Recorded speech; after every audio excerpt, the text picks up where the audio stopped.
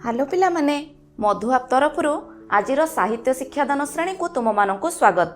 पिला माने आमे तुम दशम श्रेणी साहित्य सिंधु बहिर नरेन्द्र विवेकानंद प्रबंधटीर किछि अंश आलोचना करुथिले।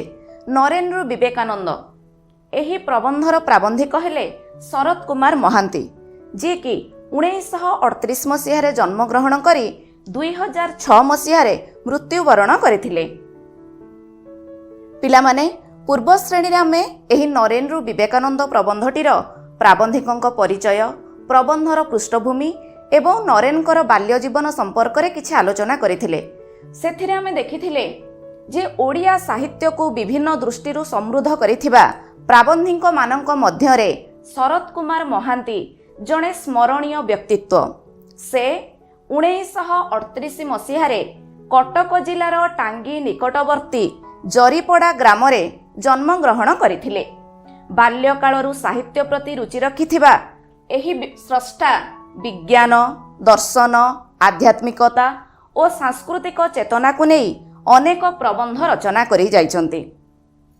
नरेन्द्र विवेकानंद प्रबंधटी प्राबंधिकंकर छत्रपति विवेकानंद शीर्षक पुस्तकर अंशविशेष।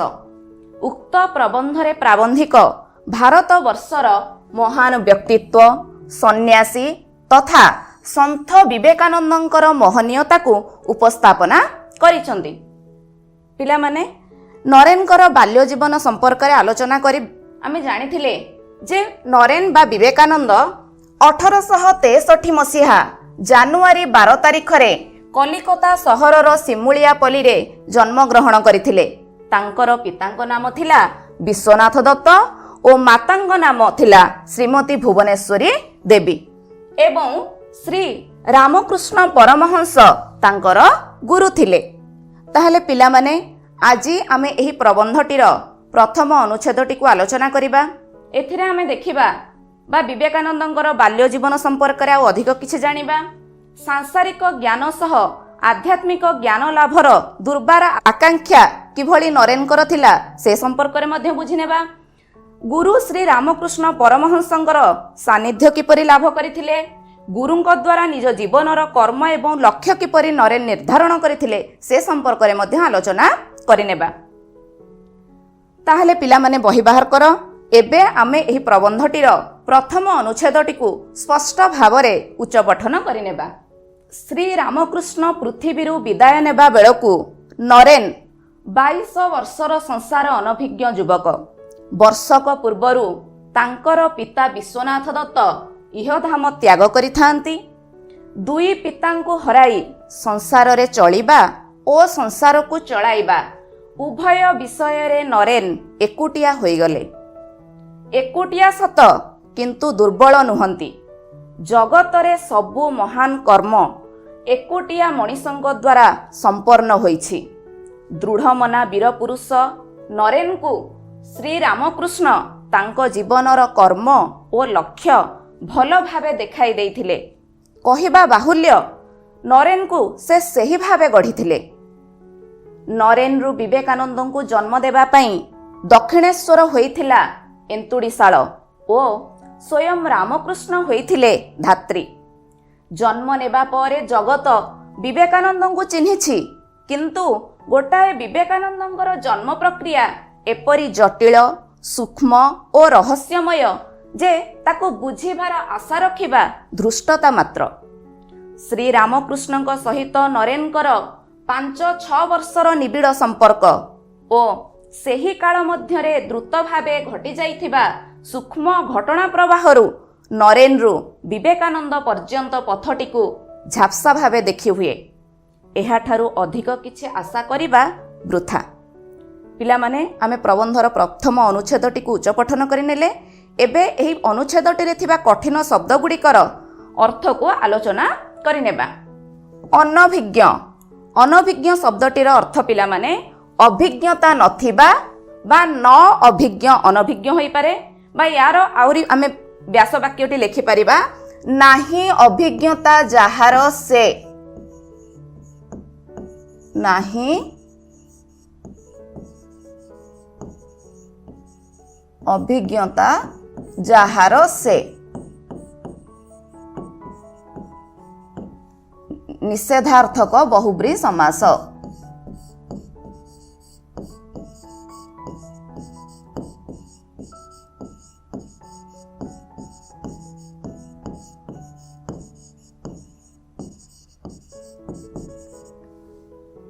ତାପରେ ଇହଧାମ। ଇହଧାମ କହିଲେ ପିଲାମାନେ ଆମେ ଏହି ସଂସାର ବା ମର୍ତ୍ତ୍ୟପୁରକୁ ବୁଝିବା। ସମ୍ପନ୍ନ। ସମ୍ପନ୍ନ ଅର୍ଥ ଶେଷ ହେବା ବା ସରିଯିବା। ଦୃଢ଼ମନା।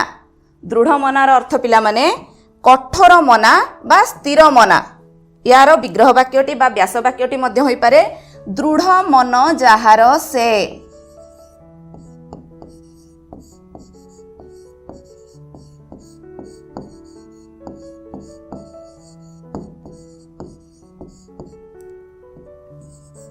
ବହୁବ୍ରୀ ସମାସ।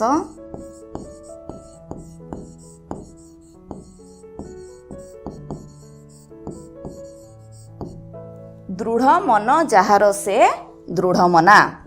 ବାହୁଲ୍ୟ। ବାହୁଲ୍ୟ ଶବ୍ଦଟିର ଅର୍ଥ ପିଲାମାନେ ଅତିରଞ୍ଜିତ ବା ଅତ୍ୟଧିକ ଅର୍ଥରେ ବହୁଳ ଶବ୍ଦ ସହିତ ଜ୍ୟ ପ୍ରତ୍ୟୟ ଯୋଗ ହୋଇଛି। ବହୁଳ ଯୁକ୍ତ ଜ୍ୟ ବାହୁଲ୍ୟ। ଏନ୍ତୁଡ଼ିଶାଳ। ଏନ୍ତୁଡ଼ିଶାଳ ଶବ୍ଦଟିର ଅର୍ଥ ପିଲାମାନେ ଶିଶୁ ଜନ୍ମ ଗୃହ ବା ତୁମେ ଗାଁ ଗହଳିରେ ଦେଖିଥିବ ସାଧାରଣତଃ ସେତେବେଳେ ହସ୍ପିଟାଲ ବା ମେଡିକାଲ ଯାଉନଥିଲେ କ'ଣ କରୁଥିଲେ ନା ପ୍ରସୂତି ମାନେ ସେଇ ଘରେ ହିଁ ଗୋଟିଏ ଜନ୍ମ ପ୍ରକୋଷ୍ଠ ରହୁଥିଲା ଶିଶୁଙ୍କୁ ଜନ୍ମ ଦେବାର। ସେଇଠାରେ ସେ ଶିଶୁ ଜନ୍ମ କରୁଥିଲେ ଏବଂ ଜଣେ ଧାଇ ତାଙ୍କ ପାଖରେ ରହୁଥିଲେ। ତେଣୁ ଏନ୍ତୁଡ଼ିଶାଳର ଅର୍ଥ ଶିଶୁ ଜନ୍ମ ଗୃହ ବା ଜନ୍ମ ପ୍ରକୋଷ୍ଠ। ଧାତ୍ରୀ। ଧାତ୍ରୀ ଶବ୍ଦର ଅର୍ଥ ପିଲାମାନେ ସନ୍ତାନମାନଙ୍କୁ ଲାଳନ ପାଳନ କରୁଥିବା ଧାଇମା ବା ଆମେ କ'ଣ କହିପାରିବା ପାଳନ କର୍ତ୍ରୀ ବା ଯିଏ ଆମର ଲାଳନ ପାଳନ କରନ୍ତି। ସେହିଭଳି ସୂକ୍ଷ୍ମ। ସୂକ୍ଷ୍ମ ଶବ୍ଦଟିର ଅର୍ଥ ପିଲାମାନେ ତୀକ୍ଷ୍ଣ ବା ପୁଙ୍ଖାନୁପୁଙ୍ଖ ଭାବରେ। ରହସ୍ୟମୟ। ରହସ୍ୟମୟ ଶବ୍ଦଟିର ଅର୍ଥ ଅତି ଦୁର୍ବୋଧ୍ୟ ବା ଯାହାର ଗୂଢ଼ତତ୍ତ୍ୱକୁ ବୁଝିବା ଆମ ପକ୍ଷେ କଷ୍ଟକର। ତେଣୁ ରହସ୍ୟମୟ ଶବ୍ଦଟିର ଅର୍ଥ ହେଲା ଅତି ଦୁର୍ବୋଧ୍ୟ ବା ଗୂଢ଼ତତ୍ତ୍ୱକୁ ବୁଝିବା କଷ୍ଟକର। ଧୃଷ୍ଟତା। ଧୃଷ୍ଟତା ଶବ୍ଦଟିର ପିଲାମାନେ ଅର୍ଥ ହେଉଛି ମୂର୍ଖାମୀ ବା ନିର୍ବୋଧତା। ସେହିଭଳି ନିବିଡ଼। ନିବିଡ଼ ଶବ୍ଦଟିର ଅର୍ଥ ହେଲା ଘନିଷ୍ଠ ଅର୍ଥାତ୍ ଅତି ଘନିଷ୍ଠ ଭାବରେ ଯାହା ସହିତ ଆମର ସମ୍ପର୍କ ଥାଏ ଆମେ ତା ସହିତ ଅତି ନିବିଡ଼। ପିଲାମାନେ ଏହି ଅନୁଚ୍ଛେଦରେ ଥିବା କଠିନ ଶବ୍ଦର ଅର୍ଥ ଗୁଡ଼ିକ ତ ଆମେ ଆଲୋଚନା କରିନେଲେ। ଏବେ ଏହି ଅନୁଚ୍ଛେଦଟିର ଭାବାର୍ଥକୁ ଦେଖିନେବା। ନରେନଙ୍କର ପିତା ବିଶ୍ୱନାଥ ଦତ୍ତଙ୍କ ମୃତ୍ୟୁର ବର୍ଷକ ପରେ ତାଙ୍କ ଗୁରୁ ଶ୍ରୀ ରାମକୃଷ୍ଣ ପରମହଂସ ମୃତ୍ୟୁବରଣ କରିଥିଲେ। ଅର୍ଥାତ୍ ନରେନଙ୍କର ପିତା ବିଶ୍ୱନାଥ ଦତ୍ତ ମୃତ୍ୟୁବରଣ କରିବାର ଠିକ୍ ବର୍ଷକ ପରେ ଗୁରୁ ଶ୍ରୀ ରାମକୃଷ୍ଣ ପରମହଂସ ମଧ୍ୟ ଇହଧାମ ତ୍ୟାଗ କରିଥିଲେ। ସେତେବେଳକୁ ନରେନକୁ ମାତ୍ର 22 ବର୍ଷ ଓ ସେ ସଂସାର ଅନଭିଜ୍ଞ ଯୁବକ ଥିଲେ। ପିଲାମାନେ ନରେନକୁ ରାମକୃଷ୍ଣ ପରମହଂସଙ୍କୁ ନରେନ କିଭଳି ଗୁରୁ ଭାବରେ ଗ୍ରହଣ କଲେ ତୁମେ ଜାଣିଛ ପିଲାମାନେ ଯେ ନରେନଙ୍କର ଅନ୍ତଃକରଣ ଧର୍ମ ଭାବନାରେ ପରିପୂର୍ଣ୍ଣ ଥିଲା। ପିଲାଟି ବେଳରୁ ସେ ଚାହୁଁଥିଲେ ମୁଁ କିଭଳି ଈଶ୍ୱରଙ୍କର ସାନ୍ନିଧ୍ୟ ଲାଭ କରିବି। ସେଥିପାଇଁ ସେ ଘଣ୍ଟା ଘଣ୍ଟା ଧରି ଯୋଗ ସାଧନା ଭଜନ ଏସବୁରେ ଲିପ୍ତ ରହୁଥିଲେ। ଏହିଭଳି କ୍ରମରେ ଥରେ କଲେଜରେ ପଢ଼ୁଥିବା ସମୟରେ ଯେତେବେଳେ ସେ ବିଏ ପଢ଼ୁଥିଲେ ସେହି ସମୟରେ କଲେଜରେ ଇଂରାଜୀ ଶିକ୍ଷକଙ୍କ ଅନୁପସ୍ଥିତିରେ କଲେଜର ଅଧ୍ୟକ୍ଷ ଶ୍ରେଣୀକୁ ଆସିଥିଲେ ଏବଂ କଲେଜର ଅଧ୍ୟକ୍ଷ ୱିଲିୟମ ହେଷ୍ଟିଙ୍ଗ ଯେତେବେଳେ ଓଡ୍ସୱର୍ଥଙ୍କର ଗୋଟିଏ କବିତା ଦ ଏକ୍ସକର୍ସନର ଆଲୋଚନା କରୁଥିଲେ ସେହି ଆଲୋଚନା ପ୍ରସଙ୍ଗରେ ସେ ସମାଧି ଚର୍ଚ୍ଚା କରିଥିଲେ। ଏହି ସମାଧି ଚର୍ଚ୍ଚା କରିବାକୁ ଯାଇ ସେ ଦକ୍ଷିଣେଶ୍ୱର ମନ୍ଦିରର ପୂଜକ ଗୁରୁ ଶ୍ରୀ ରାମକୃଷ୍ଣ ପରମହଂସଙ୍କର ଉଦାହରଣ ଦେଇଥିଲେ। କାରଣ ତାଙ୍କ ଭଳି ବ୍ୟକ୍ତିତ୍ୱ ଏ ସଂସାରରେ ବିରଳ ଯେ କି ଯୋଗ ସାଧନା ତପସ୍ୟାରେ ସିଦ୍ଧ ଏବଂ ଈଶ୍ୱର ପ୍ରାପ୍ତି କରିପାରିଛନ୍ତି। ତେଣୁ ଅଧ୍ୟକ୍ଷଙ୍କ ଠାରୁ ଗୁରୁଙ୍କ ରାମକୃଷ୍ଣ ପରମହଂସଙ୍କ ବିଷୟରେ ଶୁଣି ତାଙ୍କୁ ଦର୍ଶନ କରିବାର ଇଚ୍ଛା ନରେନଙ୍କର ପ୍ରବଳ ହେଲା। ତେଣୁ ଏବଂ ତତ୍ସହିତ ସେ ତାଙ୍କର ଜଣେ ସମ୍ପର୍କୀୟ ରାମଚନ୍ଦ୍ରଙ୍କ ଦତ୍ତଙ୍କ ଠାରୁ ରାମକୃଷ୍ଣ ପରମହଂସଙ୍କ ବିଷୟରେ ଶୁଣିଥିଲେ। ସୁଯୋଗକୁ ତାଙ୍କର ପଡ଼ୋଶୀ ସୁରେନ୍ଦ୍ରନାଥ ମିତ୍ରଙ୍କ ଘରେ ରାମକୃଷ୍ଣ ପରମହଂସ ଏବଂ ତାଙ୍କର ଭକ୍ତଙ୍କୁ ନେଇ ଏକ ଲଘୁ ଉତ୍ସବର ଆୟୋଜନ କରାଯାଇଥିଲା। ସେହି ଉତ୍ସବରେ ନରେନଙ୍କୁ ସଙ୍ଗୀତ ପରିବେଷଣ କରିବା ପାଇଁ ଜଣେ ଗାୟକ ହିସାବରେ ନିମନ୍ତ୍ରଣ କରାଯାଇଥିଲା। ପିଲାମାନେ ତୁମେ ଜାଣିଛ ନରେନଙ୍କର ଈଶ୍ୱର ପ୍ରଦତ୍ତ ସୁନ୍ଦର ଆକୃତି ସହ ଏକ ଗୁରୁଗମ୍ଭୀର ମେଘନାଦ ଭଳି ଗୁରୁଗମ୍ଭୀର ସ୍ୱର ଥିଲା। ତେଣୁ ଯେତେବେଳେ ନରେନ ରାମକୃଷ୍ଣ ପରମହଂସଙ୍କ ସାମ୍ନାରେ ସଙ୍ଗୀତ ପରିବେଷଣ କରିଛନ୍ତି, ତାଙ୍କର କଣ୍ଠସ୍ୱରରେ ସେହି ଭକ୍ତି ଭାବପୂର୍ଣ୍ଣ ସଙ୍ଗୀତରେ ବିମୋହିତ ହୋଇ ରାମକୃଷ୍ଣ ପରମହଂସ ନରେନଙ୍କ ପ୍ରତି ଆକର୍ଷିତ ହୋଇଥିଲେ। ସତେ ଯେମିତି ଚୁମ୍ବକ ଲୁହାକୁ ନିଜ ଆଡ଼କୁ ଟାଣି ନେଉଥିଲା, ସେହିଭଳି ଆକର୍ଷଣୀ ଶକ୍ତି ନରେନଙ୍କ ନିକଟରେ ଥିଲା। ଏବଂ ରାମକୃଷ୍ଣ ପରମହଂସଙ୍କର ପରାମର୍ଶ କ୍ରମେ ନରେନ ତାଙ୍କର ସମ୍ପର୍କୀୟ ରାମଚନ୍ଦ୍ର ଦତ୍ତଙ୍କ ସହିତ ଦକ୍ଷିଣେଶ୍ୱର ମନ୍ଦିରକୁ ଯାଇଥିଲେ ଏବଂ ସେଠାରେ ରାମକୃଷ୍ଣ ପରମହଂସଙ୍କ ସହିତ ତାଙ୍କର ଆଉ ଥରେ ସାକ୍ଷାତ ହୋଇଥିଲା। ସେଇଠାରେ ସେ ସ୍ଥିର କରିନେଇଥିଲେ ଯେ ରାମକୃଷ୍ଣ ପରମହଂସଙ୍କୁ ନିଜର ଗୁରୁ ରୂପରେ ସ୍ୱୀକାର କରିବେ, କାରଣ ସେ ହିଁ ଏକମାତ୍ର ମାଧ୍ୟମ ତାଙ୍କୁ ଈଶ୍ୱର ଦର୍ଶନ କରାଇ ପାରିବେ। ତେଣୁ ସେହି ପିତା ସଦୃଶ ଗୁରୁଙ୍କର ଯେତେବେଳେ ଦେହାନ୍ତ ହେଲା, ସେତେବେଳକୁ ନରେନକୁ ମାତ୍ର 22 ବର୍ଷ ଓ ସେ ସଂସାର ଅନଭିଜ୍ଞ ଯୁବକ, ଅର୍ଥାତ୍ ସଂସାର ବିଷୟରେ ତାଙ୍କର କୌଣସି ଅଭିଜ୍ଞତା ନଥିଲା। କାରଣ ସେତେବେଳକୁ ସାଂସାରିକ ଶୃଙ୍ଖଳା ଜ୍ଞାନ ମଧ୍ୟରେ ସଂସାରକୁ ସାମ୍ନା କରିବାର ଆତ୍ମବିଶ୍ୱାସ ନରେନଙ୍କ ନିକଟରେ ସୃଷ୍ଟି ହୋଇନଥିଲା। ତୁମେମାନେ ଭାବୁଥିବ ଯେ ନରେନଙ୍କ ଭଳି ଜଣେ ଜ୍ଞାନୀ ଗୁଣୀ ବ୍ୟକ୍ତି, ତାଙ୍କୁ କ'ଣ ମାସିକ 30 ଟଙ୍କା ଉପାର୍ଜନରେ କୌଣସି ଚାକିରି ମିଳୁନଥିଲା? ମିଳିପାରିଥାନ୍ତା, କିନ୍ତୁ ହୁଏତ ବିଧି ନିର୍ଦ୍ଦିଷ୍ଟ କିଛି ଭିନ୍ନ ଥିଲା, ଈଶ୍ୱରଙ୍କର ଉଦ୍ଦେଶ୍ୟ କିଛି ଭିନ୍ନ ଥିଲା, କାରଣ ତାଙ୍କ ଦ୍ୱାରା ଜଗତର କଲ୍ୟାଣ ସାଧିତ ହେବାର ଥିଲା। ସେଥିପାଇଁ ସେ କ'ଣ ହେଇଥିଲେ ନା ସଂସାରକୁ ସାମ୍ନା କରିବାର କୌଣସି ମାଧ୍ୟମ ତାଙ୍କ ନିକଟରେ ସେତେବେଳେ ନଥିଲା। ସେହିଭଳି ଏକ ନିରାଶ୍ରୟ ନିସମ୍ବଳ ପରିସ୍ଥିତି ମଧ୍ୟରେ ନରେନ କିନ୍ତୁ ଭାଙ୍ଗି ପଡ଼ିନଥିଲେ। ତେଣୁ ଏଭଳି ଏକ ପରିସ୍ଥିତିରେ, ଅର୍ଥାତ୍ ଏହିଭଳି ସାଂସାରିକ ଜଟିଳ ପରିସ୍ଥିତି ମଧ୍ୟରେ, ଦୁର୍ବଳ ପରିସ୍ଥିତିରେ ଦୁଇ ପିତାଙ୍କୁ ହରାଇ, ଅର୍ଥାତ୍ ପିତା ବିଶ୍ୱନାଥ ଦତ୍ତ ଯିଏକି ତାଙ୍କର ଜନ୍ମଦାତା ଏବଂ ଗୁରୁ ପିତା ଶ୍ରୀ ରାମକୃଷ୍ଣ ପରମହଂସ ଯିଏକି ତାଙ୍କୁ ନରେନରୁ ବିବେକାନନ୍ଦରେ ପରିଣତ କରିଥିଲେ, ତାଙ୍କର ପୁନର୍ଜନ୍ମ ତାଙ୍କୁ ଦେଇଥିଲେ। ସେହି ଦୁଇ ପିତାଙ୍କର ମୃତ୍ୟୁ ପରେ ସଂସାରରେ ନିଜେ ଚଳିବା ଓ ତାଙ୍କ ଉପରେ ନିର୍ଭରଶୀଳ ବ୍ୟକ୍ତିବିଶେଷଙ୍କୁ ସଂସାରରେ ଚଳାଇବା, ସଂସାରକୁ ନିଜେ ସାମ୍ନା କରିବା, ନିଜର ଗୁଜୁରାଣ ମେଣ୍ଟାଇବା, ତତ୍ସହିତ ସଂସାରରେ ତାଙ୍କ ଉପରେ ନିର୍ଭରଶୀଳ ଅର୍ଥାତ୍ ତାଙ୍କ ପରିବାରର ସଦସ୍ୟ ଏବଂ ଗୁରୁ ରାମକୃଷ୍ଣ ପରମହଂସ ସମାଧିରେ ଲୀନ ହେବା ସମୟରେ ବା ତାଙ୍କର ମହାପ୍ରୟାଣ ଘଟିବା ସମୟରେ ଗୁରୁ ତାଙ୍କର ତରୁଣ ଶିଷ୍ୟମାନଙ୍କର ଦାୟିତ୍ୱ ନରେନଙ୍କ ଉପରେ ଅର୍ପଣ କରିଥିଲେ। ତେଣୁ ତାଙ୍କୁ ସଂସାରରେ ଚଳାଇବା ବା ତାଙ୍କର ଦାୟିତ୍ୱ ନେବା ପ୍ରତ୍ୟେକ କ୍ଷେତ୍ରରେ ନରେନ ସମ୍ପୂର୍ଣ୍ଣ ଏକୁଟିଆ ହୋଇଗଲେ। କିନ୍ତୁ ଏହିଭଳି ପରିସ୍ଥିତିରେ ପଡ଼ି ନରେନ ଦୁର୍ବଳ ହୋଇନଥିଲେ, କାରଣ ଜଗତରେ ସବୁ ମହାନ କର୍ମ ଏକୁଟିଆ ମଣିଷଙ୍କ ଦ୍ୱାରା ସମ୍ପନ୍ନ ହୋଇଛି। ସେହିପରି ଆମେ ଯଦି ବିଶ୍ୱ ଇତିହାସକୁ ଆଲୋଚନା କରିବା, ତାହେଲେ ଜାଣିପାରିବା ଏହିଭଳି ଦୃଢ଼ମନା ବ୍ୟକ୍ତିତ୍ୱ ଯିଏକି ଏକୁଟିଆ ଅନେକ ମହତ କର୍ମ ସମ୍ପାଦନ କରିଛନ୍ତି। ପିଲେ ତୁମେ ଦେଖିପାରୁଥିବ ଆଡଲଫ୍ ହିଟଲର ଯିଏକି 2 ଓଳି 2 ମୁଠା ଭରଣ ପୋଷଣ ଯୋଗାଡ଼ କରିବା ପାଇଁ ବା ନିଜ ପେଟ ଚାଖଣ୍ଡକ ପାଇଁ ଖାଦ୍ୟ ଯୋଗାଡ଼ କରିବା ପାଇଁ ଇଟା ଭାଟିରେ କାମ କରୁଥିଲେ, କିନ୍ତୁ ପରେ ଜର୍ମାନ ଭଳି ବିରାଟ ଶକ୍ତିଶାଳୀ ରାଷ୍ଟ୍ରରେ ନାଜିବାଦର ପ୍ରତିଷ୍ଠା କରି ଜର୍ମାନର ଶାସକ ଆଡଲଫ୍ ହିଟଲର ଭାବରେ ଏ ସମାଜରେ ପରିଚିତ ହୋଇଥିଲେ। ସେହିଭଳି ଆବିଷ୍କାରକ ଗାଲିଲିଓ ଯିଏକି ଜଣେ ବୈଜ୍ଞାନିକଙ୍କ ନିକଟରେ ତାଙ୍କର ଗବେଷଣାକୁ ଟିପା ଖାତାରେ ଲେଖୁଥିଲେ ବା ତାଙ୍କର ସାହାଯ୍ୟକାରୀ ଭାବରେ କାର୍ଯ୍ୟ କରୁଥିଲେ, କିନ୍ତୁ ପରେ ସେ ଆମ ପାଖରେ ବିରାଟ ତଥ୍ୟ ସୂର୍ଯ୍ୟ ସ୍ଥିର, ପୃଥିବୀ ତାର ଚାରିପଟେ ଘୁରୁଛି, ଏହି ତଥ୍ୟକୁ ଉପସ୍ଥାପନ କରିଥିଲେ ଏବଂ ସେହି ସତ୍ୟକୁ ମାନି ନେବା ପାଇଁ ଯେତେବେଳେ ରୋମର ଶାସକ ପୋପ୍ ରାଜି ହୋଇନଥିଲେ, ତାହା ପାଇଁ ତାଙ୍କୁ ମୃତ୍ୟୁଦଣ୍ଡ ସ୍ୱୀକାର କରିବାକୁ ପଡ଼ିଥିଲା। ସେହିଭଳି ଈଶ୍ୱରଚନ୍ଦ୍ର ବିଦ୍ୟାସାଗର ଯିଏକି ଏକ ସାମାନ୍ୟ ପୂଜାରୀ ଘରେ ଦରିଦ୍ର ପରିବାରରେ ଜନ୍ମଗ୍ରହଣ କରିଥିଲେ, କିନ୍ତୁ ଦାରିଦ୍ର୍ୟର କଷାଘାତ ମଧ୍ୟରେ ମଧ୍ୟ ଜଣେ ବିଶିଷ୍ଟ ଶିକ୍ଷାବିତ୍, ଦାର୍ଶନିକ ଏବଂ ବଙ୍ଗଳା ଭାଷାବିତ୍ ଭାବରେ ସମାଜରେ ପରିଚିତ ହୋଇପାରିଥିଲେ। ସେହିଭଳି ପିଲାମାନେ ଆମେ ଯଦି ଆଲବର୍ଟ ଆଇନଷ୍ଟାଇନଙ୍କ କଥା କହିବା, ଯିଏକି ପିଲାଟି ବେଳରୁ ଲାଜକୁଳା ସ୍ୱଭାବର ଥିଲେ ଏବଂ ଏକ ଦରିଦ୍ର ପରିବାରରେ ଜନ୍ମଗ୍ରହଣ କରିଥିଲେ, କିନ୍ତୁ ତାଙ୍କର ଉଚ୍ଚ ଅଭିଳାଷ ଥିଲା ଏକ ବିରାଟ ବୈଜ୍ଞାନିକରେ ପରିଣତ ହେବା। ପରେ ସେ କ'ଣ ହୋଇଥିଲେ ନା ଜଣେ ବିଶିଷ୍ଟ ଗଣିତଜ୍ଞ ଏବଂ ବୈଜ୍ଞାନିକରେ ପରିଣତ ହୋଇପାରିଥିଲେ। ସେହିଭଳି ଆମେ ଯଦି ଷ୍ଟାଲିନଙ୍କ କଥା ଦେଖିବା, ତାହେଲେ ସେ ଏକ ସାଧାରଣ ମୋଚି ପରିବାରରେ ଜନ୍ମଗ୍ରହଣ କରିଥିଲେ।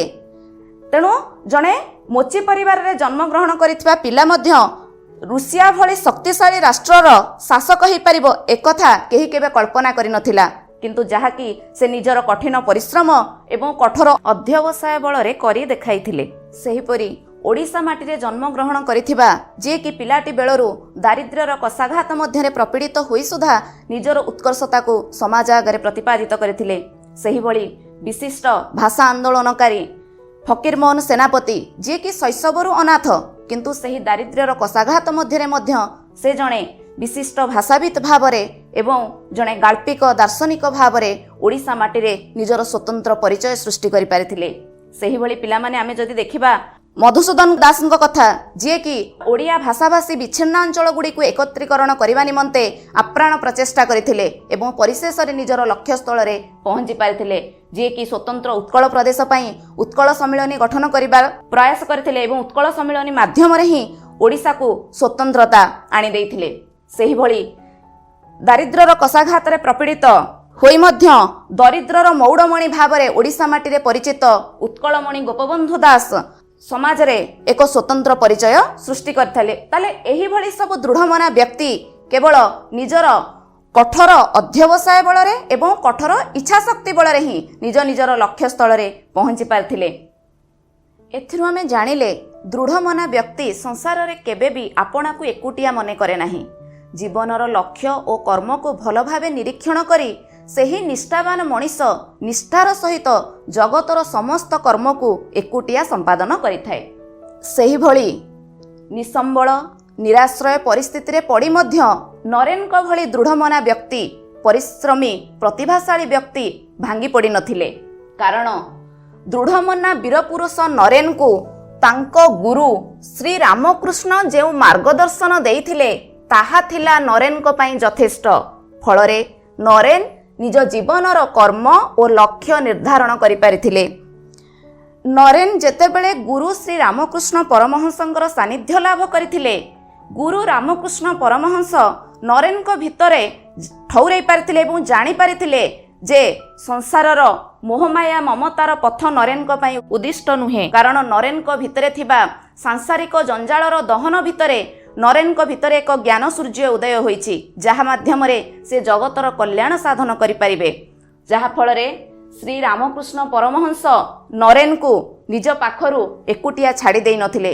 ଘଣ୍ଟା ଘଣ୍ଟା ଧରି ନିଜ ସାମ୍ନାରେ ବସାଉଥିଲେ ଏବଂ ନରେନଙ୍କ ଭିତରେ ରାମକୃଷ୍ଣ ପରମହଂସ ହିଁ ବହୁଜନ ହିତାୟ ଭାବନା ଜାଗ୍ରତ କରିଥିଲେ। ରାମକୃଷ୍ଣ ପରମହଂସ ଜାଣିପାରିଥିଲେ ଯେ ନରେନ ହିଁ ଏକମାତ୍ର ବ୍ୟକ୍ତି ଯିଏକି ତାଙ୍କର ସେହି ଅମୋଘ ଇଚ୍ଛାକୁ ପୂର୍ଣ୍ଣ କରିପାରିବେ। ଜଣେ ବିଶ୍ୱ ଧର୍ମର ପ୍ରତୀକ ଭାବରେ ଅର୍ଥାତ୍ ସମଗ୍ର ଜଗତର କଲ୍ୟାଣ ସାଧନ କରିବା ପାଇଁ ଏକମାତ୍ର ମାଧ୍ୟମ ହେଉଛନ୍ତି ନରେନ। ଯାହାଫଳରେ ନଭେମ୍ବର 1881 ଅର୍ଥାତ୍ ଯେଉଁଦିନ ନରେନଙ୍କର ରାମକୃଷ୍ଣ ପରମହଂସଙ୍କ ସହିତ ପ୍ରଥମ ସାକ୍ଷାତ ହୋଇଥିଲା, ସେହିଦିନଠାରୁ ରାମକୃଷ୍ଣ ପରମହଂସଙ୍କର ମହାସମାଧି 1886 ମସିହା ଅଗଷ୍ଟ ମାସ, ସେହି ଦୀର୍ଘ 5 ବର୍ଷର ସମ୍ପର୍କ ଭିତରେ ନରେନଙ୍କୁ ରାମକୃଷ୍ଣ ପରମହଂସ ଭଲ ଭାବରେ ପରଖି ନେଇଥିଲେ ଏବଂ ତାଙ୍କୁ ଦିବ୍ୟ ଜ୍ଞାନ ପ୍ରଦାନ କରିଥିଲେ। ତେଣୁ ଏହି ନରେନଙ୍କୁ ବିବେକାନନ୍ଦରେ ପରିଣତ କରିବା ପାଇଁ ଦକ୍ଷିଣେଶ୍ୱର ମନ୍ଦିର ହୋଇଥିଲା ଏନ୍ତୁଡ଼ିଶାଳ ଏବଂ ଗୁରୁ ଶ୍ରୀରାମକୃଷ୍ଣ ସ୍ୱୟଂ ଧାତ୍ରୀ ରୂପେ ଏହି ଦାୟିତ୍ୱ ବହନ କରିଥିଲେ।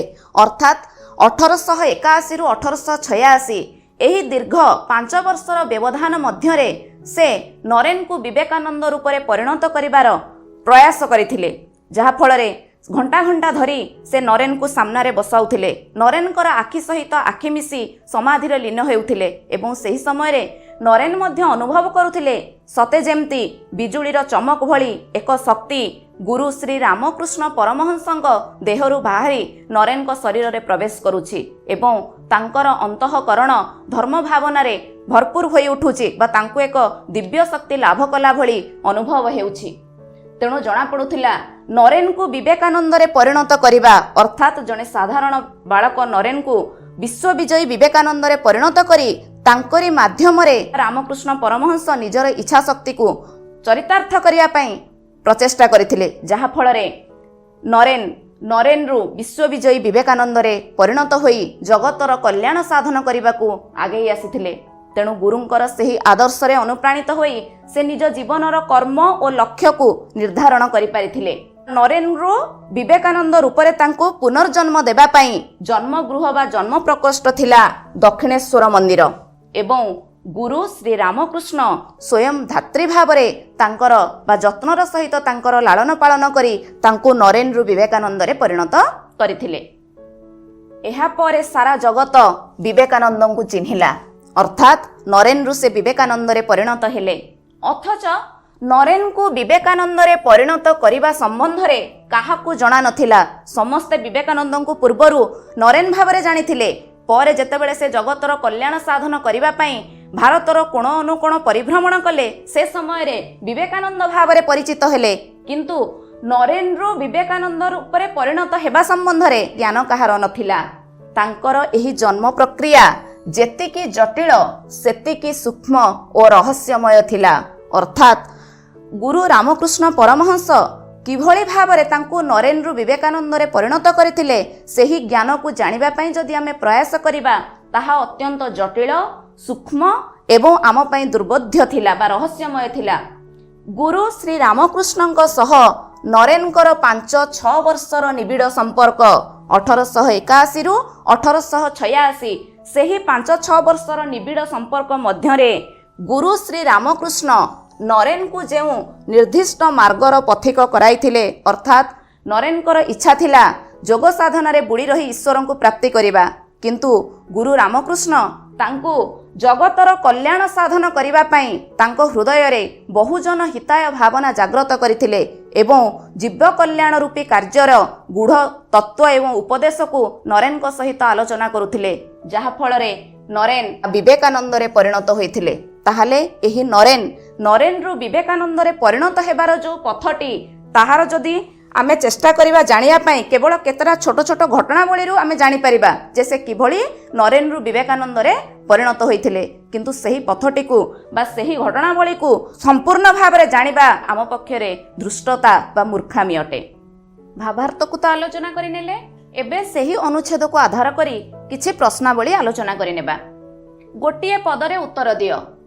ଶ୍ରୀ ରାମକୃଷ୍ଣ ପୃଥିବୀରୁ ବିଦାୟ ନେବା ବେଳକୁ ନରେନ୍କୁ କେତେ ବର୍ଷ ବୟସ ହୋଇଥିଲା? କେତେ ବର୍ଷ ହବ ପିଲାମାନେ? ହଁ, 22 ବର୍ଷ। 22 ବର୍ଷ। ଶ୍ରୀ ରାମକୃଷ୍ଣ ପୃଥିବୀରୁ ବିଦାୟ ନେବା ବେଳକୁ ନରେନ୍କୁ 22 ବର୍ଷ ହୋଇଥିଲା। ନରେନ୍ଙ୍କ ପିତାଙ୍କ ନାମ କ'ଣ? ନରେନ୍ଙ୍କ ପିତାଙ୍କ ନାମ ବିଶ୍ୱନାଥ ଦତ୍ତ।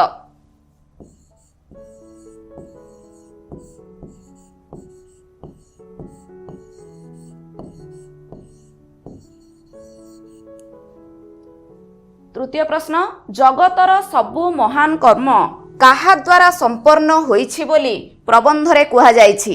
ଏକୁଟିଆ ମଣିଷଙ୍କ ଦ୍ୱାରା।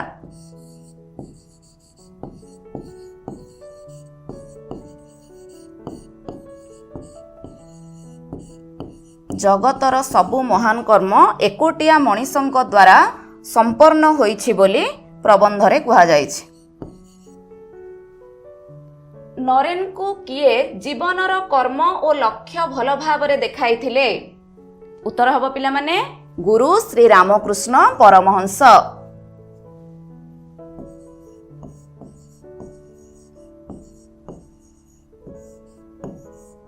ନରେନ୍କୁ ଗୁରୁ ଶ୍ରୀ ରାମକୃଷ୍ଣ ପରମହଂସ ଜୀବନର କର୍ମ ଓ ଲକ୍ଷ୍ୟ ଦେଖାଇଥିଲେ।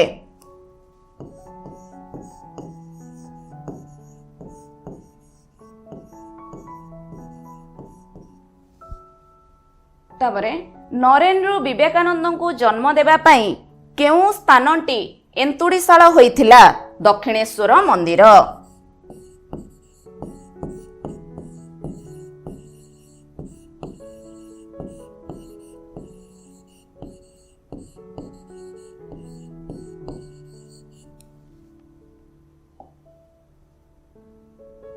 ତାପରେ 2 ନମ୍ବର ପ୍ରଶ୍ନ ପିଲାମାନେ, ବ୍ୟାସ ବାକ୍ୟ ସହ ସମାସର ନାମ କହିବ। ଅନଭିଜ୍ଞ। ଅନଭିଜ୍ଞ କ'ଣ ହବ ପିଲାମାନେ? ନାହିଁ ଅଭିଜ୍ଞତା ଯାହାର ସେ।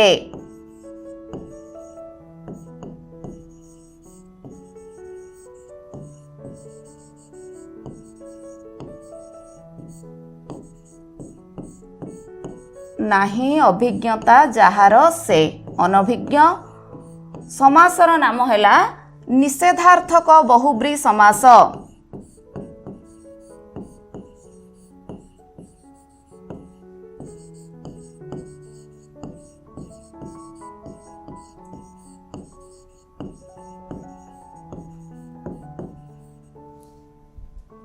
ଦୃଢ଼ ମନା, ଦୃଢ଼ ମନ ଯାହାର ସେ।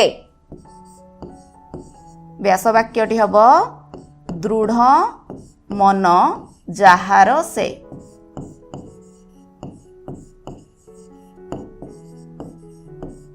ସମାସର ନାମ ବହୁବ୍ରୀ ସମାସ।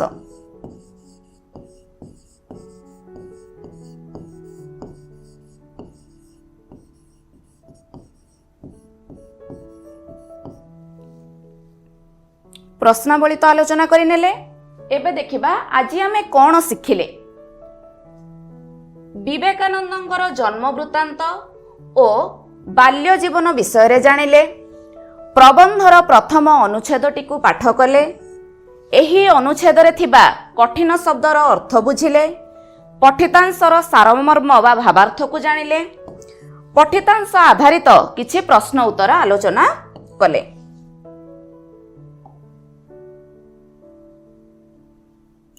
ତାହେଲେ ପିଲାମାନେ ଆଜିର ଶ୍ରେଣୀକୁ ଏଇଠି ରଖିବା। Bye bye.